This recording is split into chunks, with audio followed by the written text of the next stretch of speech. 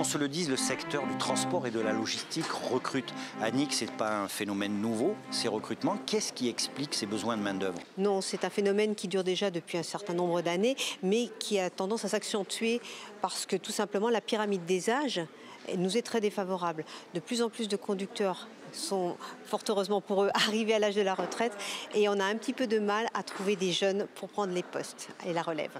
Le secteur du transport et de la logistique est un secteur extrêmement vaste. Quels sont les métiers qui composent ce secteur? Le principal métier, évidemment, c'est celui de conducteur, donc conducteur routier de marchandises, conducteur routier de voyageurs, conducteur sanitaire dans le transport sanitaire. Donc c'est la partie visible de l'iceberg. Ensuite, nous avons toutes les fonctions support, en particulier les fonctions de l'exploitation et de la logistique, à savoir les métiers de cariste, magasinier, préparateur de commandes. On l'a dit, le secteur a besoin de main-d'œuvre, mais cette main-d'œuvre, il faut la former. Quels sont les outils sur le territoire pour former ces futurs professionnels? On a la chance en Limousin d'avoir un certain nombre de centres de formation. Sur Limoges, 2 centres de formation. On en a également en Creuse et en Corrèze. Donc l'offre de formation est large et variée pour tous les métiers. Un des facteurs d'attractivité du secteur, du transport et de la logistique, ce sont les évolutions technologiques. C'est un métier qui a beaucoup évolué ces dernières années. Ce n'est plus du tout ce métier de travailleur de force qui a pu être il y a quelques années. Aujourd'hui, un véhicule lourd, que ce soit un autocar ou un camion, se conduit comme une voiture.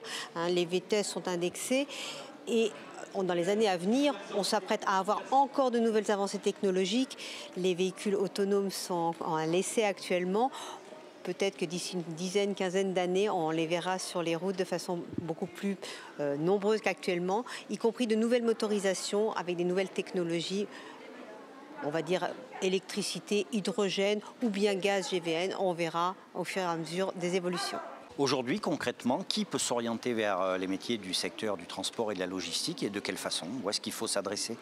Le transport et la logistique recrutent vraiment tout type de profil puisque nous ne demandons pas de diplôme en amont des formations. Évidemment, un permis de conduire voiture pour entrer sur les formations de conduite, mais au-delà de ça, on demande surtout d'avoir envie d'aller sur ces métiers, d'être déjà à minima intéressé. Ensuite, les processus de formation existants, les financements aussi. On ne manque que de bonne volonté vers ces métiers. Vous cherchez un emploi, vous cherchez un secteur qui recrute, alors pensez au secteur du transport et de la logistique.